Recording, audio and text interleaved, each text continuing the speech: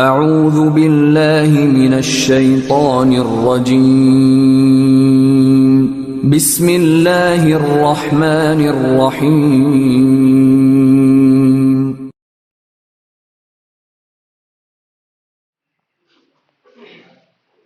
الحمد للہ رب العالمین والصلاة والسلام علی رسولہ الکریم وعلی آلہ وصحبہ اجمعین واشہد ان لا الہ الا اللہ واشہد ان محمدا عبدہ ورسولہ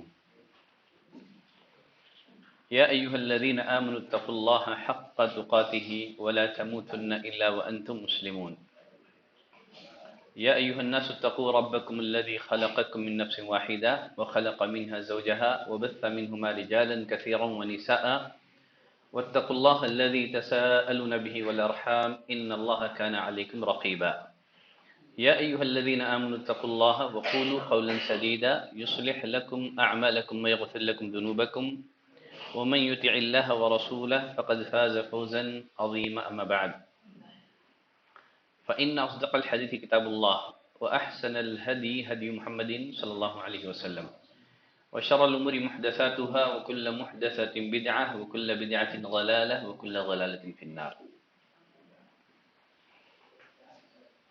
برادران اسلام، عزیز دوستوں، پیارے بچوں، ایک مسلمان پر سب سے پہلا واجب یہ ہے کہ وہ اللہ کی معرفت حاصل کرے، اللہ کی توحید کو جانے۔ اللہ نے قرآن مجید میں نبی کریم صلی اللہ علیہ وسلم سے مخاطب ہو کر کے فرمایا فَعْلَمْ أَنَّهُ لَا إِلَهَ إِلَّا اللَّهُ، اے نبی آپ جانیں، آپ علم حاصل کریں کہ اللہ کے علاوہ کوئی قابل عبادت اور قابل پرستش نہیں ہے۔ اگر ہم انبیاء اکرام کی زندگیوں پر نظر دوڑاتے ہیں تو پتہ چلتا ہے کہ تمام انبیاء نے اپنی دعوت کا آغاز توحید سے کیا، لوگوں کو سب سے پہلے توحید کا درس دیا، لوگوں کو اللہ کی پہچان کرائی۔ اللہ نے فرمایا وَلَقَدْ بَعَثْنَا فِي كُلِّ أُمَّةٍ رَسُولًا أَنِ اعْبُدُوا اللَّهَ وَاجْتَنِبُوا الطَّاغُوتَ، ہم نے ہر قوم میں رسول بھیجے اس پیغام کے ساتھ کہ اللہ کی عبادت کرو اور طاغوت سے بچو، غیر اللہ کی عبادت اور پرستی سے بچو۔ نبی کریم صلی اللہ علیہ وسلم نے معاذ بن جبل رضی اللہ تعالیٰ عنہ کو یمن کا گورنر بنا کر کے روانہ کیا۔ اس موقع پر نبی کریم صلی اللہ علیہ وسلم نے معاذ بن جبل رضی اللہ تعالیٰ عنہ کو بہت ساری ہدایات دی۔ پہلی ہدایت نبی کریم صلی اللہ علیہ وسلم نے معاذ بن جبل رضی اللہ تعالیٰ عنہ کو یہ دی، کہا کہ معاذ تم ایک ایسے شہر جا رہے ہو جہاں اہل کتاب رہتے ہیں، بستے ہیں، فَلْيَكُنْ أَوَّلُ مَا تَدْعُوهُمْ إِلَىٰ أَن يُوحِّدُوا اللَّهَ، لہذا تم اہل یمن کو سب سے پہلے توحید کی دعوت دے۔ فَلْيَكُنْ أَوَّلَ مَا تَدْعُوهُمْ إِلَىٰ أَن يُوحِّدُوا اللَّهَ، اہل یمن کو سب سے پہلے توحید کا درس دینا۔ نبی کریم صلی اللہ علیہ وسلم معاذ بن جبل رضی اللہ تعالیٰ عنہ کو یمن کا گورنر بنا کر کے روانہ کر رہے ہیں، نصیحت یہ ہے کہ توحید کی دعوت دینا۔ تو معلوم ہوا کہ مسلمان دنیا کی کسی بھی فیلڈ میں رہے، اس کی سب سے پہلی پہچان کیا ہے کہ وہ داعی ہے۔ حالانکہ گورنر کے نام کیا نصیحت کی جاتی ہے کہ ایک ملک کو کیسے چلایا جائے، شہر کو کیسے چلایا جائے، وہاں کے نظام کو کیسے چلایا جائے، لیکن نبی کریم صلی اللہ علیہ وسلم نصیحت کیا کر رہے ہیں؟ یمن والوں کو توحید کی دعوت دینا۔ تو معلوم ہوا کہ مسلمان چاہے جس فیلڈ میں بھی رہے، اس کی پہلی پہچان کیا ہے؟ کہ وہ داعی ہے۔ تو معلوم ہوا ایک مسلمان پر سب سے پہلا واجب یہ ہے کہ وہ اپنے پیدا کرنے والے کو جانے، توحید کو جانے۔ اور ایک مسلمان پر سب سے آخری واجب کیا ہے؟ ایک مسلمان پر سب سے آخری واجب کیا ہے؟ ایک مسلمان پر سب سے آخری واجب یہ ہے کہ اس کی موت توحید پر آئے۔ نبی کریم صلی اللہ علیہ وسلم نے فرمایا من مات وهو يعلم ان لا الہ الا اللہ دخل الجنہ، جو اس حال میں مرے، جو اس حال میں وفات پائے کہ وہ جانتا ہو کہ اللہ کے علاوہ کوئی معبود نہیں، کوئی قابل پرستش نہیں، وہ جنت میں جائے گا۔ من كان آخر كلامه لا الہ الا اللہ دخل الجنہ، دنیا سے جاتے ہوئے جس کا آخری سنٹنس لا الہ الا اللہ ہوگا وہ جنت میں جائے گا۔ تو پہلا واجب کیا ہے؟ لا الہ الا اللہ ہے، اللہ کو جاننا ہے، اس کی توحید کو جاننا ہے۔ اور آخری واجب بھی یہی ہے کہ اس کی موت اسی کلمے پر آئے، توحید پر آئے، وَلَا تَمُوتُنَّ إِلَّا وَأَنْتُمْ مسلمون۔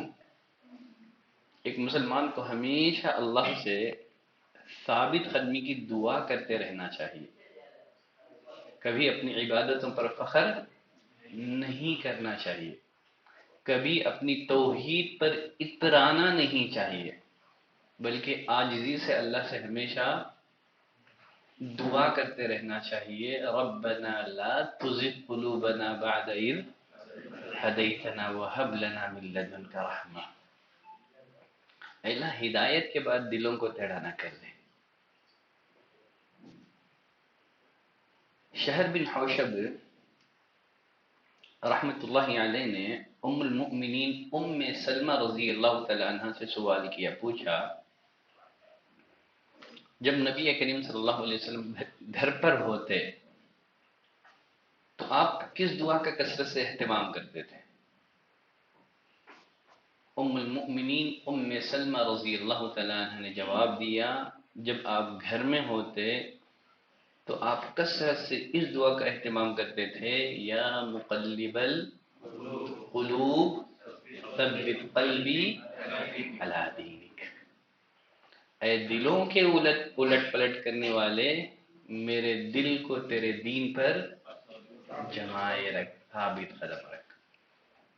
تو ایک مسلمان کو ہمیشہ ثابت قدمی کی دعا کرتے رہنا چاہیے کہ اے اللہ تو ہمیں موت دے تو توحید پر موت دے، ایمان پر موت دے۔ تو غرض ایک مسلمان پر سب سے پہلا واجب یہ ہے کہ وہ اللہ کو جانے، اللہ کی توحید کو جانے۔ شیخ الاسلام ابن تیمیہ رحمۃ اللہ علیہ فرماتے ہیں العلم الاعلی هو العلم بالاعلی۔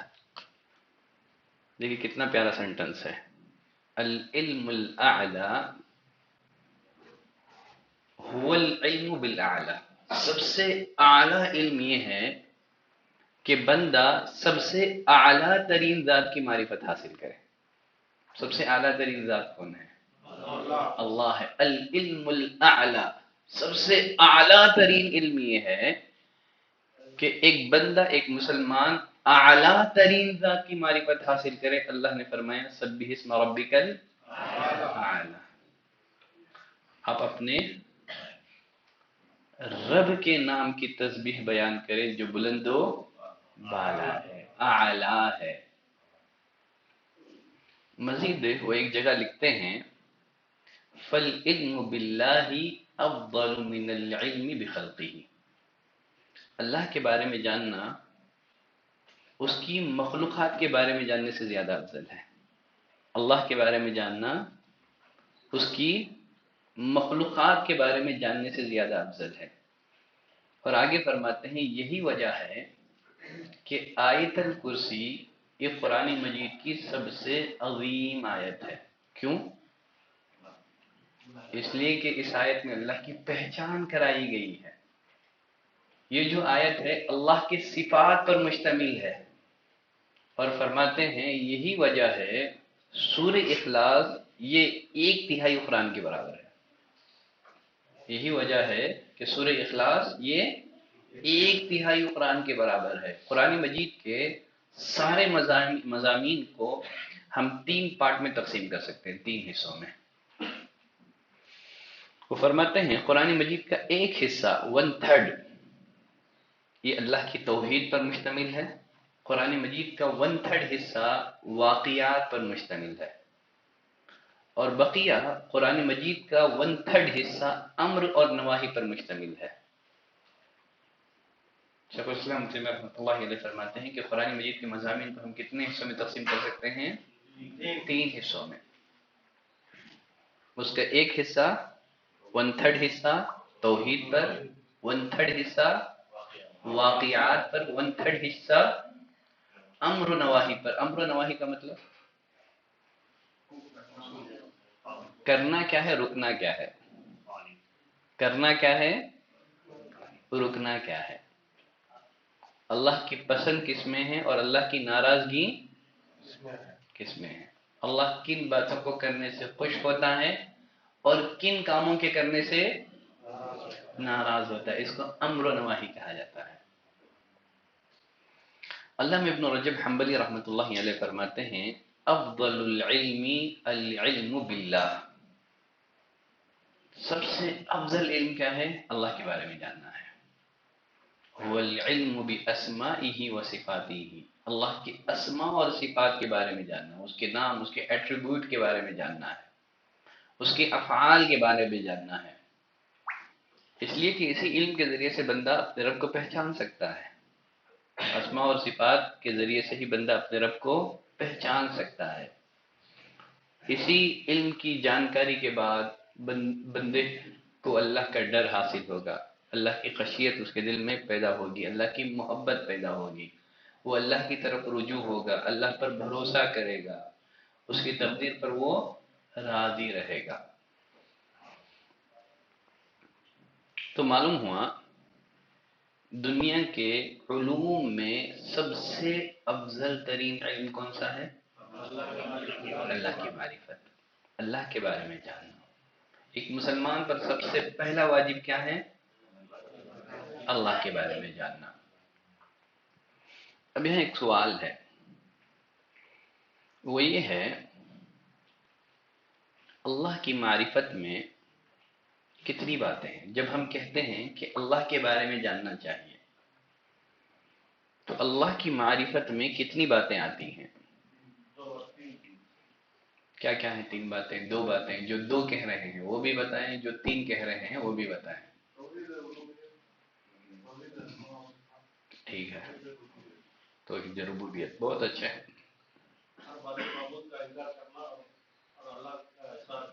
الحمدللہ، ٹھیک ہے، بہت اچھا ہے۔ جب ہم کہتے ہیں کہ ایک مسلمان پر اللہ کی معرفت ضروری ہے، اللہ کی معرفت میں بنیادی 5 باتیں ہیں۔ کتنی باتیں ہیں؟ 5 باتیں ہیں۔ لکھ لیں 5 باتیں۔ اللہ کی معرفت میں کتنی باتیں ہیں؟ 5 باتیں ہیں۔ نمبر 1، اللہ کے وجود کی معرفت، اللہ کے وجود کی معرفت، ایگزسٹنس آف اللہ، اللہ کے وجود کی معرفت۔ نمبر 2، ربوبیت کی معرفت۔ نمبر 3، الوہیت کی معرفت۔ نمبر 4، اسماء اور صفات کی معرفت۔ نمبر 5، امر و نواہی کی معرفت۔ امر و نواہی ابھی میں بتایا تھا، یہ ورڈ بتایا تھا نا، کیا ہے؟ کرنا کیا ہے، رکنا کیا ہے۔ کرنا کیا ہے، رکنا کیا ہے، ٹھیک ہے۔ تو اللہ کی معرفت میں کتنی باتیں ہو گئی؟ 5 باتیں ہیں۔ نمبر 1، اللہ کے وجود کی معرفت۔ نمبر 2، ربوبیت کی معرفت۔ نمبر 3، الوہیت کی معرفت نمبر 4، اسماء اور صفات کی معرفت نمبر 5، امر و نواہی کی معرفت۔ ٹھیک ہے، اب ہم ایک ایک کر کے پڑھیں گے۔ ان 5 باتوں کو ہم کیا کریں گے؟ ایک ایک کر کے پڑھنے کی کوشش کریں گے۔ ممکن ہے آج کے درس میں ہم صرف ایک نقطے پر گفتگو کریں، وہ ہے اللہ کے وجود کی معرفت، ایگزسٹنس آف اللہ۔ اللہ کا وجود کائنات کی سب سے بڑی سچائی ہے۔ کسی چیز کو ماننے کے لیے اس کا دیکھنا ضروری نہیں ہے، کسی چیز کو ماننے کے لیے اس کا دیکھنا ضروری نہیں ہے۔ کتنی ایسی چیزیں ہیں جن کے وجود کو ہم تسلیم کرتے ہیں، مانتے ہیں، گرچہ ہم نے ان کو دیکھا نہیں ہے۔ جیسے ہوا، ہم نے ہوا کو دیکھا نہیں ہے، ہم ہوا کے وجود کو مانتے ہیں، تسلیم کرتے ہیں۔ روح کو دیکھا ہے کسی نے؟ روح کو کسی نے نہیں دیکھا ہے، سب روح کے وجود کو مانتے ہیں، تسلیم کرتے ہیں۔ عقل کو کسی نے دیکھا ہے؟ نہیں دیکھا ہے۔ تو کسی وجود کو تسلیم کرنے کے لیے اس کا دیکھنا ضروری ہے؟ نہیں ہے۔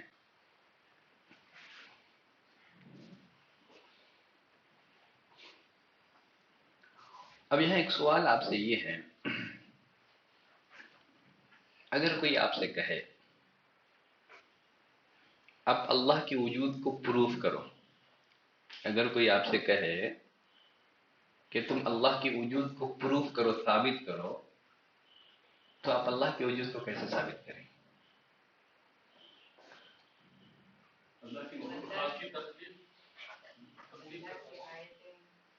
ایک تو ٹھیک ہے، بہت اچھے، کسی نے کہا مخلوقات، کسی نے کہا آیات،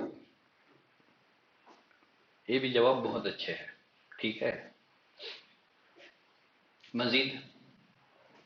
مزید اور ایکسپلینیشن اور وضاحت، اگر آپ سے سوال کیا جائے کہ اللہ کی وجود کو پروف کرو تو آپ کیسے پروف کریں گے؟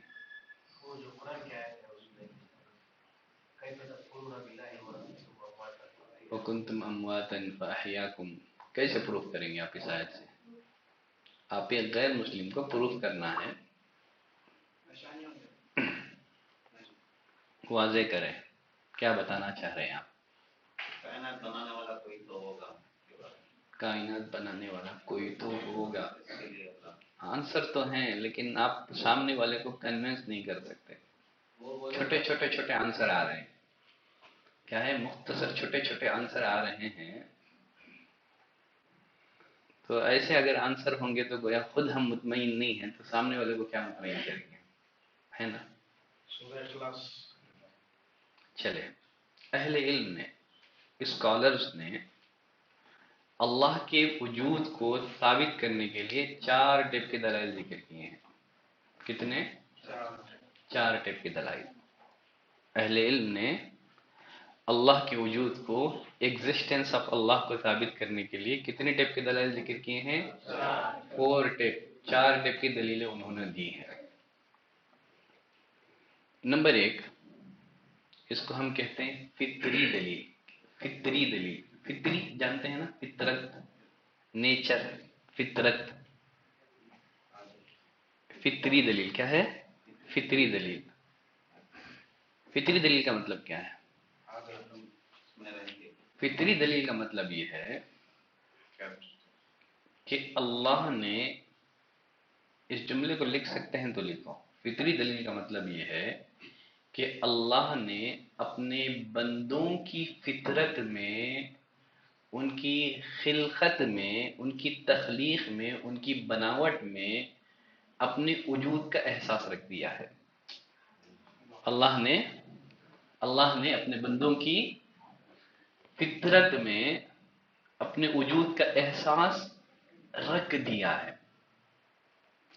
ہر انسان چاہے وہ زبان سے انکار کرے، تب بھی وہ مانتا ہے کہ کوئی ایک سپر پاور طاقت ہے جو کائنات کا نظام اور سسٹم چلا رہی ہے،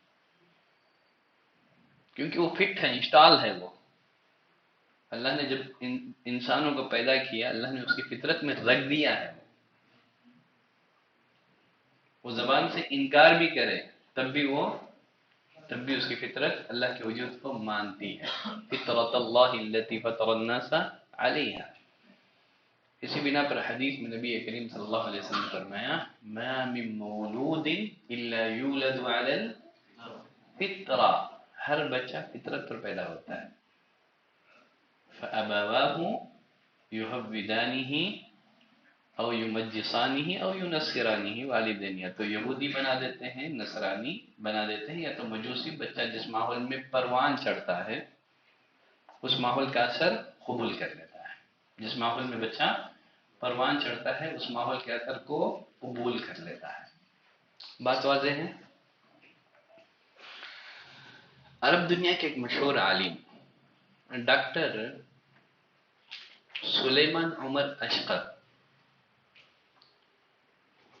وہ اپنی کتاب میں لکھتے ہیں کہ اللہ نے اپنے وجود کو ثابت کرنے کے لیے قرآن میں بہت زیادہ عقلی دلائل نہیں دیے ہیں۔ کیوں؟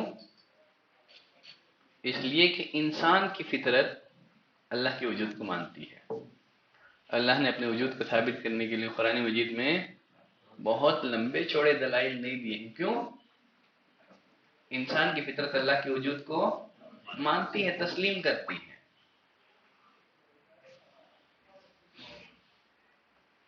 ہو گئی بات؟ کتنے دلیلیں ذکر کی ہیں علماء نے اللہ کے وجود کو ثابت کرنے کے لیے؟ 4 ٹائپ کی دلیلیں۔ پہلی دلیل پڑھ لی آپ، کیا بولتے ہیں اس کو؟ فطری دلیل۔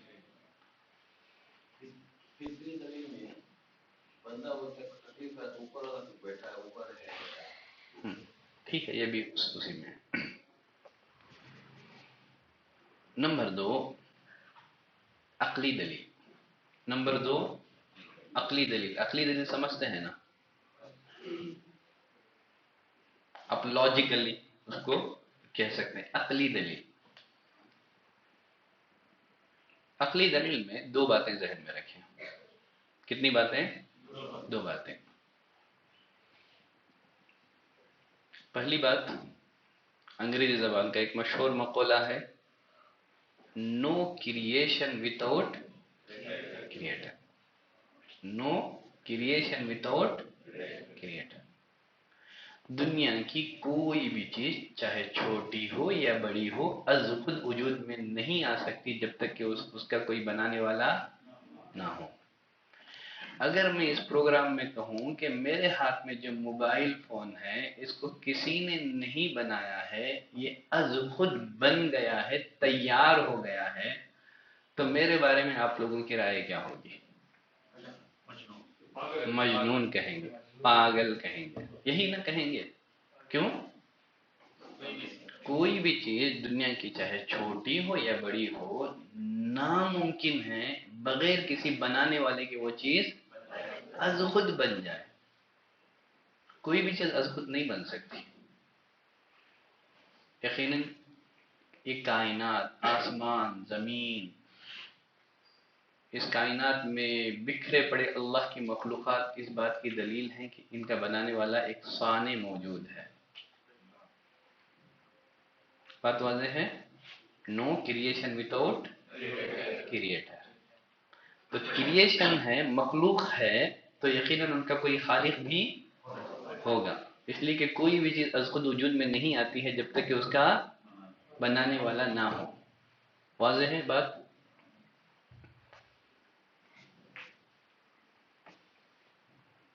عموماً جو ملحد ہوتے ہیں، ایتھسٹ، جو اللہ کا انکار کرتے ہیں، ان لوگوں کی طرف سے ایک سوال بڑے زور و شوروں سے اٹھایا جاتا ہے، اللہ کو کس نے پیدا کیا؟ ہے نا؟ آپ ان کے سوال کا جواب دینے کے بجائے آپ ان سے الٹا سوال کریں۔ آپ ان کے سوال کا جواب دینے کے بجائے آپ کیا کریں؟ آپ ان سے الٹا سوال کریں، پوچھیں یہ جو یونیورسل ہے، یہ جو کائنات ہے، اس کائنات کو کس نے بنایا؟ کیا یہ کائنات از خود بن گئی ہے؟ ایتھسٹ تو کیا کہے گا وہ؟ وہ تو کہے گا نا، وہ تو ایسے ہی بن گئی ہے. تو آپ اس کو جواب دو، ہم میں تم میں فرق یہی ہے کہ تم کریشن کو وداؤٹ کریٹر کے مانتے ہو، ہم کریٹر کا کوئی کریٹر نہیں مانتے. بات سمجھ میں آ گئی؟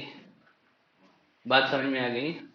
تم میں ہم میں فرق یہ ہے، تم کریشن کا کریٹر نہیں مانتے ہو، ہم کریٹر کا کوئی کریٹر نہیں مانتے. جب تمہارے بقول جب یہ کائنات ایسے ہی بن سکتی ہے تو پھر اللہ کے بارے میں سوال کیوں کر رہے ہو؟ بات سمجھ میں آ گئی؟ آیا نہیں آیا سمجھ میں؟ جب کوئی ملحد ایتھسٹ آپ سے پوچھے کہ اللہ کو کس نے بنایا، آپ اس سے الٹا سوال کریں. بھائی پہلے میرے سوال کا جواب دے کہ اس یونیورسل کو کس نے بنایا. وہ کہے گا کہ اس خود بن گئی. آپ اس کو جواب دو جب یہ یونیورسل اس خود بن سکتی ہے تو پھر اللہ کے بارے میں کیوں سوال کر رہے ہو؟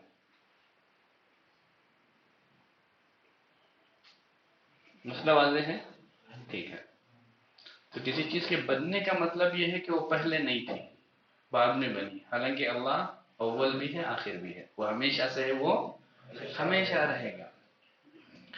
بننے وجود میں آنا یہ سب اس کے لیے ہے جو پہلے معدوم ہو. اللہ تو ہمیشہ سے ہے، اللہ کے بارے میں یہ سوال اٹھ ہی نہیں سکتا. یہ سوال ہی غلط ہے، یہ سوال ہی غلط ہے.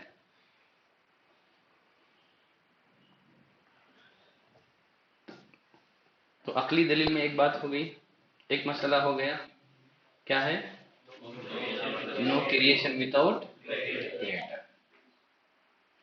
نمبر 2، عقلی دلیل میں دوسرا جواب کیا، دوسرا پروف یہ ہے، کوئی بھی سسٹم، کوئی بھی نظام بلا منتظم کے چل نہیں سکتا. کوئی بھی سسٹم، کوئی بھی نظام بلا آپریٹر کے نہیں چل سکتا. بات سمجھ رہے ہیں آپ؟ چلو اس چیز کو میں ایک واقعے سے واضح کرتا ہوں. امام ابو حنیفہ رحمۃ اللہ علیہ کے پاس کچھ ایتھسٹ آئے، کچھ ملحد آئے، اللہ کے وجود کے بارے میں جھگڑنے لگے. امام ابو حنیفہ رحمۃ اللہ علیہ نے ان لوگوں سے کہا کہ مجھے معاف کرو، میں فی الوقت ایک اہم معاملے میں مشغول ہوں. تو ملحدوں نے پوچھا کہ آپ کس بارے میں مشغول ہیں، تھوڑا ہمیں بھی بتائیے. امام ابو حنیفہ رحمۃ اللہ علیہ نے کہا کہ ابھی ابھی مجھے خبر ملی ہے کہ ایک بہت بڑی شپ ہے، ایک بہت بڑی کشتی ہے، اس میں مختلف طرح کے تجارتی سامان رکھے ہوئے ہیں. اس کشتی کا کوئی ملاح نہیں ہے، اس کشتی کا کوئی چلانے والا نہیں ہے. یہ کشتی از خود سمندر کے موجوں کو چیرتے ہوئے ایک شہر سے دوسرے شہر کا سفر کر رہی ہے اور سامان امپورٹ اور ایکسپورٹ کر رہی ہے. تو ملحدوں نے کہا کہ یہ کس نے آپ کو خبر دی؟ یہ تو پاگلوں والی بات ہے. کیسے ممکن ہے کہ ایک بہت بڑی کشتی ہو اور وہ کشتی بنا چلانے والے کے چلے؟ یہ ممکن ہے؟ یہ تو پاگلوں والی بات ہے. امام ابو حنیفہ رحمۃ اللہ علیہ نے کہا تف ہے تمہارے عقلوں پر، تم ایک شپ کے بارے میں ماننے کے لیے تیار نہیں ہو کہ یہ بغیر چلانے والے کے چلے. تم اس کائنات اور یونیورسل کے بارے میں کیسے مان لیا کہ اس کا کوئی چلانے والا نہیں ہے، یہ کائنات اس خود چل رہی ہے؟ دن کے بعد رات کا آنا، رات کے بعد دن کا آنا، موسموں کی تبدیلی. تو یہ کائنات کا سسٹم، یہ کائنات کا نظام بتا رہا ہے کہ اس کا کوئی منتظم ہے جو اس کائنات کا نظام چلا رہا ہے. ایک کمپنی بلا مینیجر کے چل نہیں سکتی. تم نے اس کائنات کے بارے میں کیسے سمجھ لیا کہ اس کا کوئی چلانے والا نہیں ہے، یہ کائنات از خود چل رہی ہے؟ بات واضح ہے؟ مسئلہ واضح ہے؟ تو عقلی دلیل میں دو باتیں آپ کو ذہن میں رکھنی ہیں. نمبر 1، نو کریشن وداؤٹ کریٹر. نمبر 2، ہاں بہت اچھے، نو سسٹم وداؤٹ آپریٹر. بہت اچھے. تو کتنی دلیلیں ہو گئی وجود باری تعالیٰ کے لیے؟ دو دلیلیں ہو گئی، ایک ہے فطری دلیل اور ایک ہے عقلی دلیل۔ بہت اچھے، ہمارے بچے بھی لکھ رہے ہیں، بچے بھی سمجھ رہے ہیں، سمجھ رہے ہیں نا بیٹے؟ پوچھوں سوال آپ سے، پوچھوں؟ اللہ کے وجود کی کتنی دلیلیں ہیں اب تک جو ہم پڑھے ہیں؟ 4 دلیلیں۔ 4 میں سے کتنے پڑھے ہم؟ دو۔ کیا کیا؟ تو کبھی بھی میں پوچھ سکتا ہوں، اس لیے پین کاپی لے کے بیٹھا ہوں، اوکے؟ اس بار معاف کر رہا ہوں، اگلی بار پوچھ سکتا ہوں۔ آپ بھی پین کاپی لے کے آنا، کتنا ہوتا ہے اتنا لکھنا، اوکے؟ سمجھ میں نہیں آئے تو بھی لکھو۔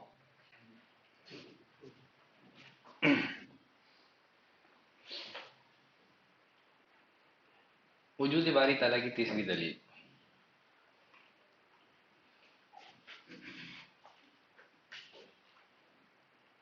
اس کو ہم لوگ کہتے ہیں شرعی دلیل۔ کیا ہے؟ شرعی دلیل۔ تمام آسمانی کتابیں اللہ کے وجود پر زندہ دلیلیں ہیں، تمام آسمانی کتابیں اللہ کے وجود پر زندہ دلیلیں ہیں۔ اللہ تعالیٰ نے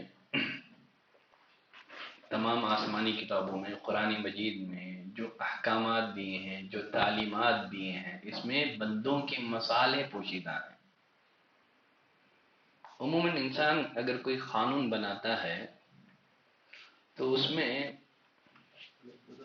سب لوگوں کی رعایت کر پانا مشکل ہے، ایک کا خیال رکھتا ہے تو پھر دوسروں کو نظر انداز کر دیتا ہے، لیکن اس کے برخلاف اللہ نے جو قانون بنایا ہے، اللہ نے قرآن مجید میں جو احکامات دیے ہیں، ان کو پڑھنے کے بعد ایک عقل سلیم والا انسان یہ کہنے پر مجبور ہو جائے گا کہ یہ احکامات، یہ قانون اسی کا بنایا ہوا ہوگا جو انسانوں کا خالق ہے۔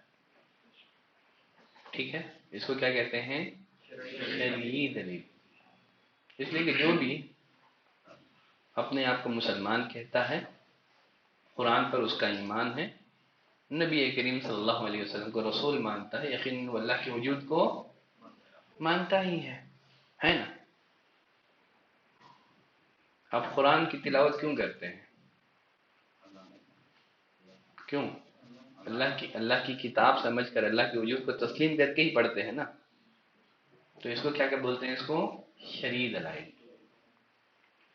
شرعی دلیلوں میں چاہے تو آپ اس بات کا بھی اضافہ کر لیں، قرآن مجید میں اللہ نے جو سائنسی باتیں بیان کی ہیں کائنات سے متعلق، آج سے 1400 سال قبل، جبکہ سائنس ابھی وجود میں نہیں آئی تھی، ابھی سائنس وجود میں نہیں آئی تھی، تو کائنات کے بارے میں اتنی باریک باتیں اس دور میں 1400 سال قبل درج ہونا، یہ اس بات کی دلیل ہے کہ قرآن یہ اللہ انسانوں کا کلام نہیں ہے، نبی کریم صلی اللہ علیہ وسلم کا اپنا اختراع نہیں ہے، آپ نے گھڑا نہیں ہے اس کو، یہ نبی کریم صلی اللہ علیہ وسلم کے افکار اور خیالات کا مجموعہ نہیں ہے قرآن مجید، بلکہ یہ اللہ کی طرف سے نازل شدہ ہے۔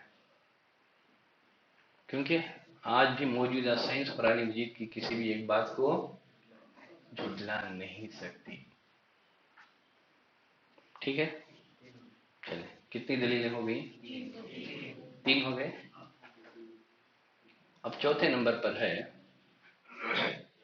حصی دلیل۔ کیا ہے؟ حصی دلیل۔ کامن سینس، حصی، محسوس کر سکتے ہیں ہم اس کو، کیا بولتے ہیں؟ محسوس کرنا ہے۔ اللہ کے وجود کا آدمی محسوس کر سکتا ہے، اس کو حصی دلیل کہتے ہیں۔ حصی دلیل میں 2 باتیں ہیں۔ کتنی باتیں ہیں؟ 2 باتیں ہیں۔ حصی دلیل میں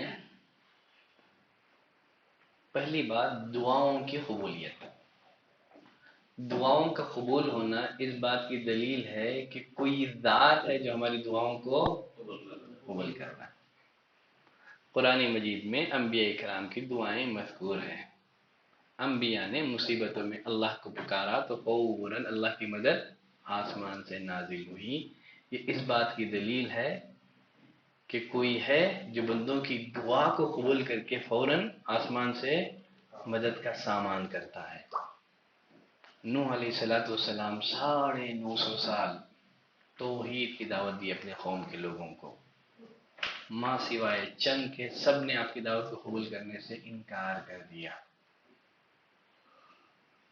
تنگ آ کر کے اللہ سے دعا کی، انی مغلوب فانتصر، اے اللہ اب میں تھک چکا ہوں، اب امید نہیں ہے کہ یہ لوگ ایمان لے آئیں گے، اے اللہ تو ہی کوئی مدد کا سامان کر۔ تو اللہ نے طوفان بھیجا، قوم نوح کو تباہ و برباد کر دیا۔ تو دعاؤں کی قبولیت اس بات کی دلیل ہے کہ کوئی ذات ہے جو انسانوں کی دعا کو قبول کر رہا ہے۔ کتب احادیث میں بھی ایسے بہت سارے واقعات ہیں۔ نبی کریم صلی اللہ علیہ وسلم جمعہ کا دن تھا، خطبہ ارشاد فرما رہے تھے، ایک بدو مسجد میں داخل ہوا، ایک عربی، ایک دیہاتی ولیج کا رہنے والا مسجد میں داخل ہوا، کہنے لگا اللہ کے رسول، قحط سالی کے بسبب ہماری کھیتیاں تباہ و برباد ہو گئی ہیں، ہمارے جانور بھوک سے مر رہے ہیں، آپ اللہ سے بارش کے لیے دعا کریں۔ آپ ممبر پر تھے، آپ نے اپنے دونوں ہاتھوں کو اٹھا کر کے اللہ سے دعا کی، آسمان ابر آلود ہو گیا اور بارش شروع ہو گئی، مسلسل 1 ہفتے تک بارش پڑتی رہی۔ وہی بدو پھر دوسرے جمعہ آیا، اللہ کے رسول بارش کی کثرت سے ہماری کھیتیاں برباد ہو گئی، ہمارے جانور مر رہے ہیں، اللہ سے دعا کریں کہ اللہ بارش روک دے۔ نبی کریم صلی اللہ علیہ وسلم نے پھر سے اپنے ہاتھوں کو اٹھایا اور اللہ سے دعا کی، اللہم حوالینا ولا علینا۔ یہ دعا نہیں کہ اللہ بارش مت نازل کر، کہا کہ اللہ بارش ہم پر نہ برسا، ہمارے اطراف و اکناف میں جہاں بارش کی ضرورت ہے اللہ اس بارش کو لے جا کر کے وہاں برسا دے۔ تو ہم کو بھی اگر بارش کی کثرت ہو، اللہ سے یہ دعا نہیں کرنا اللہ بارش نہیں چاہیے، اللہ کیا کریں، حوالینا ولا علینا، اللہ ہم پر نہ برسا لیکن اسی بارش کو کیا کر دے، جہاں ضرورت ہے ہمارے اطراف اور اکناف میں اس بارش کو لے جا کر کے وہاں برسا دے۔ بات واضح ہے؟ تو اسی دلیل میں ایک بات کیا ہو گئی، دعاؤں کی قبولیت۔ اسی دلیل میں دوسری بات ہے انبیاء اکرام کے معجزات۔ کیا ہے؟ انبیاء اکرام کے معجزات۔ معجزہ کسے کہتے ہیں؟ خلاف عادت کام جو انسانی طاقت سے باہر ہو، خلاف عادت کام جو انسانی اختیار سے، انسانی طاقت سے باہر ہو۔ میریکلز کیا ہوتے ہیں انگریزی میں؟ ہاں ٹھیک ہے۔ تو انبیاء اکرام کے معجزات، عادتاً ممکن ہے کہ کوئی پہاڑ سے اونٹنی نکال دے، کیا یہ ممکن ہے عادتاً؟ عادتاً یہ ممکن ہے کہ آدمی لاٹھی زمین پر مارے اور 12 پانی کے چشمے وجود میں آ جائیں؟ کیا عادتاً یہ ممکن ہے کہ آدمی لاٹھی سمندر پر مارے اور راستہ بن جائے؟ ممکن ہے یہ؟ ہاں۔ تو انبیاء اکرام کے معجزات اس بات کی دلیل، اللہ کے وجود کی سب سے بڑی دلیل ہے۔ یہی بات ذہن میں رکھیں، اللہ تعالیٰ نے انبیاء اکرام کو ان کے دور کے حالات کے مطابق معجزات عطا کیے۔ اللہ نے انبیاء اکرام کو ان کے دور کے حالات کے مطابق معجزے عطا کیے۔ جیسے موسیٰ علیہ السلام کے دور میں بلیک میجک جو ہے، کالا جادو، اس کا بہت چرچا تھا۔ اللہ نے موسیٰ علیہ السلام کو لاٹھی کی شکل میں ایک ایسا معجزہ عطا کیا، جب لاٹھی پھینکی تو موسیٰ علیہ السلام کی لاٹھی نے ساری رسیوں کو کھا گئی، ان کے سارے سانپوں کو کھا گئی۔ تو فرعون کے جادوگر فوراً ایمان لے آئے۔ کیوں؟ اگر انبیاء اکرام کے معجزات خود ان کے اپنے اختیار کے ہوتے تو یقیناً اس کا توڑ بھی ہوتا۔ تو انبیاء کے معجزے اس بات کی دلیل ہے کہ انبیاء اکرام کے ہاتھوں جو معجزات ظاہر ہوئے ہیں اس میں ان کا اپنا کوئی اختیار نہیں ہے، اس میں ان کا اپنا کوئی اختیار نہیں ہے۔ اللہ نے انبیاء کی مدد اور تائید کے لیے ان کے ہاتھوں اس طرح کے معجزات صادر کیے۔ انبیاء کرام کے معجزات یہ ان کی اللہ کے وجود کی بڑی دلیل ہے اور ان کی نبوت کی بھی دلیل ہے۔ عیسیٰ علیہ السلام کے دور میں علم طب بہت عروج پر تھا۔ علم طب جانتے ہیں نا؟ ہاں ٹھیک ہے۔ اللہ نے اس دور میں عیسیٰ علیہ السلام کو ایسے معجزات عطا کیے کہ بڑے سے بڑا طبیب ان کے معجزات کا توڑ پیش کرنے سے عاجز۔ پیدائشی اندھا ہوتا تھا، ہاتھ پھیرتے تو وہ صحیح ہو جاتا تھا، اس کی بینائی لوٹ آتی تھی۔ کوڑی کا مریض ہوتا تھا، اس کے جسم پر ہاتھ پھیرتے تھے وہ صحیح ہو جاتا تھا۔ خود اللہ نے نبی کریم صلی اللہ علیہ وسلم کو ایک ایسے دور میں بھیجا جب عرب کے لوگوں کو اپنی فصاحت اور بلاغت پر، عرب دانی پر بڑا فخر تھا۔ اللہ نے قرآن مجید کو نازل کر کے ان سے چیلنج کیا کہ اگر تم کو قرآن کی کلام الہی ہونے میں شک ہے تو قرآن مجید کی ایک صورت پیش کر کے دکھا۔ تو وہ لوگ قرآن مجید کے اس چیلنج کو قبول کرنے سے عاجز رہ گئے، حالانکہ ان کو اپنے عرب دانی پر بڑا ناز تھا، فخر۔ تو اس بات کی دلیل ہے انبیاء کرام کے معجزات، یہ بھی اللہ کے وجود کی سب سے بڑی دلیل ہے۔ ٹھیک ہے، مسئلہ واضح ہے؟ واضح ہے مسئلہ؟ تو اہل علم نے اللہ کے وجود کو ثابت کرنے کے لیے کتنے ٹیپ کے دلائل ذکر کیے ہیں؟ 4 ٹیپ کے دلیلیں۔ نمبر 1 فطری دلیل۔ فطری دلیل کا مطلب اللہ نے اپنے بندوں کی فطرت میں اپنے وجود کا احساس رکھ دیا ہے، اپنے وجود کا احساس رکھ دیا ہے۔ ٹھیک ہے۔ نمبر 2 عقلی دلیل۔ عقلی دلیل میں نو کریشن وداؤٹ کریٹر۔ نمبر 2 نو سسٹم وداؤٹ، بہت اچھے۔ نمبر 3 شرعی دلیل۔ شرعی دلیل تمام آسمانی کتابیں اللہ کے وجود کی دلیل ہیں۔ ٹھیک ہے، ان میں جو احکامات ہیں، جس میں جو عدل و انصاف پر مبنی احکامات ہیں، یہ بھی اللہ کے وجود کی دلیل ہے۔ ٹھیک ہے، پھر اور ہاں ٹھیک ہے، قرآن مجید کی جو سائنٹیفک معلومات، یہ بھی اللہ کے وجود کی دلیل ہے۔ چلیں پھر اس کے بعد چوتھے نمبر پر حصی دلیل۔ حصی دلیل میں کتنی باتیں ہیں؟ 2 باتیں ہیں۔ ایک دعا کی قبولیت، اور نمبر 2 انبیاء اکرام کے معجزات۔ ماشاء اللہ، کتنا پونا گھنٹہ ہو گیا ہمارا؟ ٹھیک ہے، لاسٹ ایک سوال آپ سے۔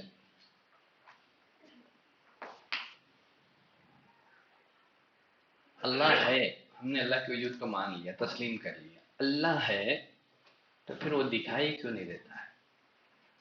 اللہ ہے تو پھر وہ دکھائی کیوں نہیں دیتا ہے؟ دکھائی دینے کے بعد بہت اچھے، بارک اللہ فیکم، گڈ آنسر، گڈ آنسر۔ غیب پر ایمان لانا، بہت اچھے۔ اللہ ایک نور ہے۔ دنیا میں تو اللہ کا دیدار ممکن نہیں ہے، لیکن آخرت میں اللہ کا دیدار ممکن ہے۔ جنتی روز قیامت اللہ کا دیدار کریں گے۔ وجوہ یومئذ ناظرہ الی ربها ناظرہ، اس دن کچھ چہرے تر و تازہ ہوں گے، اپنے رب کو دیکھ رہے ہوں گے۔ دنیا میں تو ممکن نہیں ہے، لیکن آخرت میں ممکن ہے۔ تو سوال میرا ابھی برقرار ہے کہ اللہ نے اپنے وجود کو اپنے بندوں سے پوشیدہ کیوں رکھا ہے؟ آزمائش کے لیے۔ کس کے لیے؟ آزمائش کے لیے۔ اللہ نے ہمیں کیوں پیدا کیا ہے؟ الذی خلق الموت والحیات لیبلوکم، اصل میں امتحان کے لیے۔ دنیا کیا ہے؟ یہ دار الامتحان ہے۔ دنیا کیا ہے؟ یہ ایگزام ہال ہے۔ کیا ہے؟ ایگزام ہال ہے۔ اگر ایگزام ہال میں ٹیچر موجود ہو، اگر ایگزام ہال میں ٹیچر موجود ہو اور اسٹوڈنٹ چیٹنگ نہ کرے تو اس میں کوئی کمال ہے؟ کیوں؟ اس میں حقیقت میں کوئی وہ امتحان نہیں ہو۔ کیوں؟ بچوں کی امانت داری کا امتحان اس وقت ہوتا جب ایگزام ہال میں ٹیچر نہ ہو لیکن پھر بھی بچہ چیٹنگ نہ کرے. اللہ نے ہمارے امتحان کے لیے اپنے وجود کو پوشیدہ رکھا ہے. ہم دنیا میں گرچہ اللہ کو نہیں دیکھ رہے ہیں پھر بھی ایسے زندگی گزاریں گویا ہم اس کو دیکھ رہے ہیں. ان تعبد اللہ کأنک تراہ فإن لم تکن تراہ فإنہ یراک. اللہ کی عبادت ایسے کرو گویا تم اس کو دیکھ رہے ہو. اگر یہ تصور تمہارے اندر پیدا نہیں ہو رہا ہے تو کم از کم یہ تصور تو کرو کہ اللہ دیکھ رہا ہے. احسان کا مفہوم کیا ہے؟ احسان کا مفہوم. تو اسی میں ہماری آزمائش ہے. اگر ہم اللہ کو دیکھتے، اس کی اطاعت کرتے، فرما برداری کرتے تو اس میں ہمارا امتحان نہیں ہوتا تھا. ہمارا امتحان کب ہے کہ ہم اللہ کو نہیں دیکھ رہے ہیں لیکن پھر بھی ایسے زندگی گزار رہے ہیں گویا ہم اس کو دیکھ رہے ہیں. تو اللہ نے ہماری آزمائش کے لیے اپنے وجود کو ہم سے مخفی اور پوشیدہ رکھا ہے. ٹھیک ہے، بات واضح ہے. تو یہ ہمارے امتحان، ہماری آزمائش کے لیے. مزید کچھ سوالات ہیں. ایک تو ہم نے اللہ کے وجود کو مان لیا، اللہ کے وجود کو تسلیم کر لیا. سوال یہ ہے اللہ ہے تو پھر کہاں ہے؟ اللہ ہے تو پھر کہاں ہے؟ آگے اس پر میں گفتگو کروں گا اگلی کلاس میں. ٹھیک ہے، اس کے کچھ دلیلیں آپ کو لکھا دوں گا تاکہ آپ کے ذہن میں ہمیشہ کے لیے محفوظ رہ جائے. اور ایک سوال یہ ہے، بس چونکہ ایک بڑا طبقہ یہاں دعات کا بھی ہے، اللہ ہے تو پھر کتنے اللہ ہیں؟ گاڈ کتنے ہیں؟ گاڈ کتنے ہیں؟ اس بارے میں قرآن مجید کے جو بیانات کیا ہیں دعوتی فیلڈ میں آپ کے لیے یہ کتنی آیتیں معاون اور مددگار ثابت ہوں گی. انشاءاللہ کچھ باتیں ہیں اس کو میں نے اگلے درس کے لیے رکھ دیا ہے. ٹھیک ہے، تو انشاءاللہ بہت 1 گھنٹہ میں کلاس لے کر کے آپ کو پکانا نہیں چاہوں گا. ٹھیک ہے، بس 40 منٹ 45-50 کے درمیان ہماری کلاس رہے گی. بس اتنا ہی آپ سیکھ لو، تھوڑا تھوڑا تھوڑا آپ اس کو ہضم کر لیں. بعد میں جب آپ کو لگے گا کہ ہاں الحمدللہ آپ شیخ کی کلاسز کو سمجھنے لگے ہیں تو پھر تھوڑا اور وقت ہم زیادہ لے سکتے ہیں. شروع میں ہم تھوڑا کم وقت ہی لیں گے. ٹھیک ہے، ویسے بھی کتنا وقت ہو گیا ہمارا؟ بس 8 ہی منٹ باقی ہے. ٹھیک ہے، کوئی حرج نہیں ہے. بس اسی موضوع سے ریلیٹڈ اگر کسی کے پاس کوئی سوال ہے تو اپنا سوال پیش کر سکتے ہیں. شرط یہ ہے کہ اسی موضوع سے ریلیٹڈ ہو اور سوالات میں تکلفات نہ کریں. ہے تو ہی کریں، نہیں تو نہیں. زبردستی سوال بنا کے نہ پوچھیں. نہیں ہے تو الحمدللہ ختم کر دیں گے. ماشاءاللہ کسی کے پاس کوئی سوال نہیں ہے. سبحانک اللہم و بحمدک اشہد ان لا الہ الا انت استغفرک و اتوب الیک.